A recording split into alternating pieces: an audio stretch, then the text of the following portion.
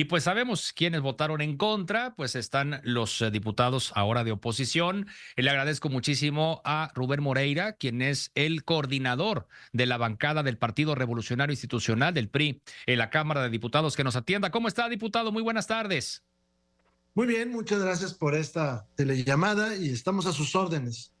Muchísimas gracias, diputado. Pues vaya, sin sorpresas, pero al mismo tiempo con algunas advertencias que ustedes han venido puntualizando con respecto a la aprobación de esta reforma. En efecto, y además con la razón, porque nosotros tenemos la razón, nos asiste ella a partir de experiencias históricas, a partir de nuestro conocimiento de la realidad y de un hecho muy claro. En el 2019 aprobamos una Guardia Nacional de carácter civil. Desde el 19 hasta acá se vino maquinando que en realidad formara parte del ejército, y con esto se rompe una tradición que viene desde 1857, cuando aquellos liberales dijeron el ejército tiene funciones de guerra y la seguridad corresponde a las autoridades civiles. Esto se refrendó en 1917 en nuestra constitución. Hago un llamado a algo. En la Constitución del 17, muchos de los diputados constituyentes eran militares. Y no obstante eso, dijeron, el ejército no puede intervenir en temas de seguridad. Hoy estamos viendo cómo Morena destruye esa tradición, pero además no nos presenta un modelo de seguridad. Y esto va al fracaso. Por otro lado, pone en riesgo al ejército, porque nuestras Fuerzas Armadas, que son 260,000 efectivos, serán cercenadas y les retirarán más o menos 150,000 efectivos que tendrán fuero militar, que tendrán labores que nunca antes habían tenido, que se violan los tratados internacionales y que se sacan por una mayoría que de manera irreflexiva vota lo que les manden.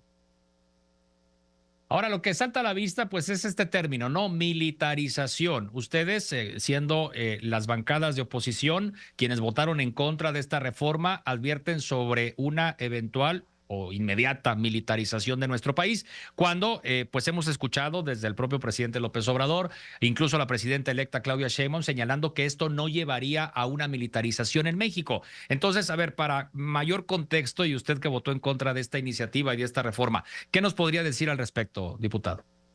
Es que la vida nacional hoy tiene una buena participación del ejército, cuidan desde los aeropuertos, las aduanas, construyen aeropuertos, construyen carreteras, pero ahora se van a encargar de manejar la seguridad de este país. Lo vienen haciendo sin el soporte constitucional y los resultados no son los mejores. El ejército es una gran institución, el ejército tiene mucho prestigio, pero el prestigio no significa buenos resultados.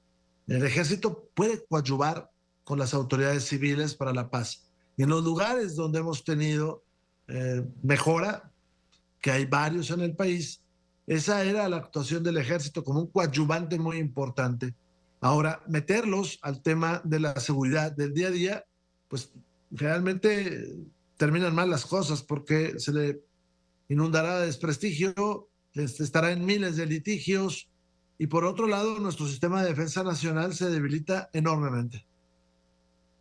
Preguntarle acerca de la problemática que se está viviendo en algunos estados de la República Mexicana con mayor gravedad. Ejemplo, el caso Sinaloa. Y hoy la situación, usted probablemente escuchó las noticias de hoy, pues ahí tuvimos más de 10 personas sin vida en Morelos y en Chihuahua. Y acá en Nuevo León, pues eso pasa también con frecuencia, cada vez con una mayor estadística. O sea, nos acercamos, ¿no? A aquella crisis que usted recordará que tuvimos hace más de una década. En fin, situaciones que tendríamos que pensar en una, como usted decía hace un momento, en una estrategia. O sea, que realmente esto venga de la mano de reorganizar todo el aparato de seguridad en nuestro país. Entonces, ¿cómo debería de hacerse? Me queda clara su postura con respecto a esto de la Guardia Nacional, que no sea parte de la Sedena, pero ¿cómo debería hacerse entonces para, sobre todo para atacar lo más urgente, que es donde están ahorita los focos rojos en la República Mexicana, diputado?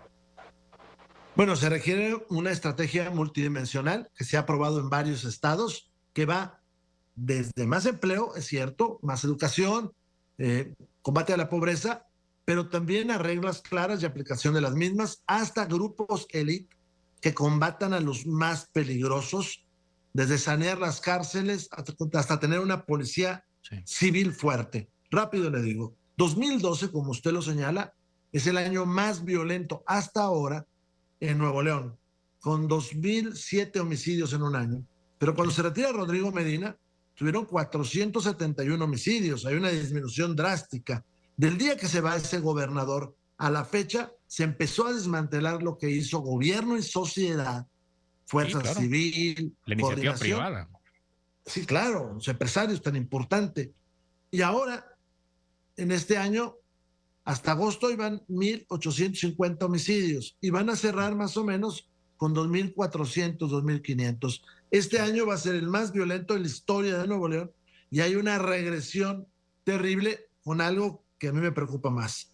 En aquel entonces, las autoridades, la sociedad, estaban decididos a enfrentar al crimen y ganarle la batalla. Hoy no veo esa decisión ni en el gobernador García ni en los gobernadores de muchas partes, como el gobernador de Culiacán, de Sinaloa, como el gobernador de Michoacán, como la gobernadora del Estado de México, el de Guanajuato, en fin, en muchos lugares. Y se crean panaceas, placebos con esto de la Guardia Nacional, porque en realidad no va por ahí la solución, ya le decía cuál es. Y pasa mucho por los gobernadores y las gobernadoras. Es importantísimo enfrentar al crimen, que hoy tiene una modalidad más, que es la ocupación territorial de muchos lugares en nuestro país donde controlan desde el comercio hasta la elección de autoridades, hasta la designación de funcionarios, ante yo no sé si la complacencia, la incredulidad o la inocencia de la secretaria de Seguridad Pública de este país y hasta de autoridades electorales.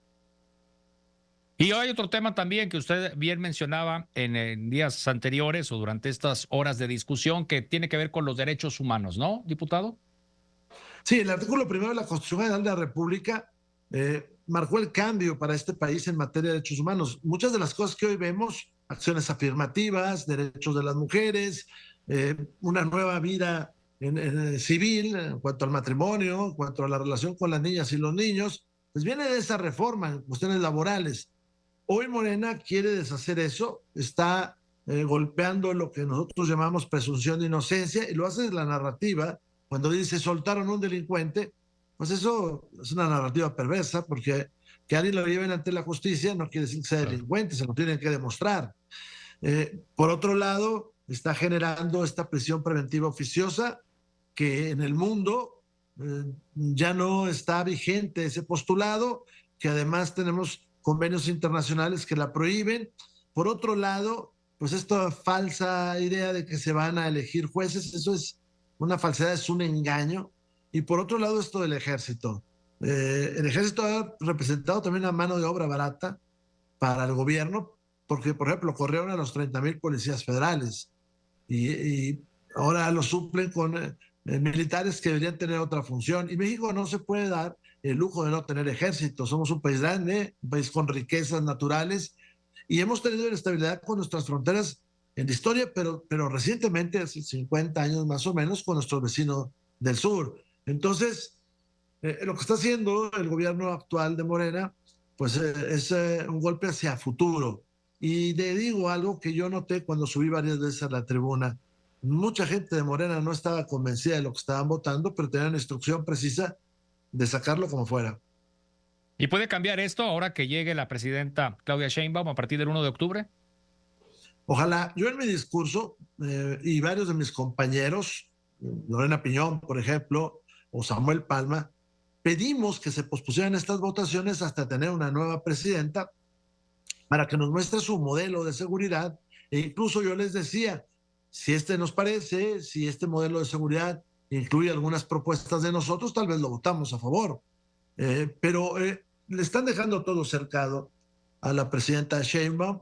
Ella tendrá que tomar decisiones históricas y ella tendrá que voltear a ver a las cámaras para buscar respaldo para sus políticas públicas, entre ellas el presupuesto. Este país no puede tener seguridad si los municipios no tienen presupuesto, si los gobiernos de los estados no tienen presupuesto, si no hay compromiso de los gobernadores de enfrentar al crimen. No quiero poner el ejemplo del estado, pero pongo el ejemplo de Nuevo León. cuando un gobierno local, los empresarios, la sociedad se decidieron, bajó tremendamente la violencia. Exactamente. Lo recordamos bien y hace falta trabajar en ello también acá en el estado de Nuevo León. Gracias, diputado. Gusto en saludarlo. Le agradezco mucho y muchas gracias por esta llamada. Gracias, que tenga buenas tardes. Es el diputado Rubén Moreira Valdés, coordinador de los diputados del PRI.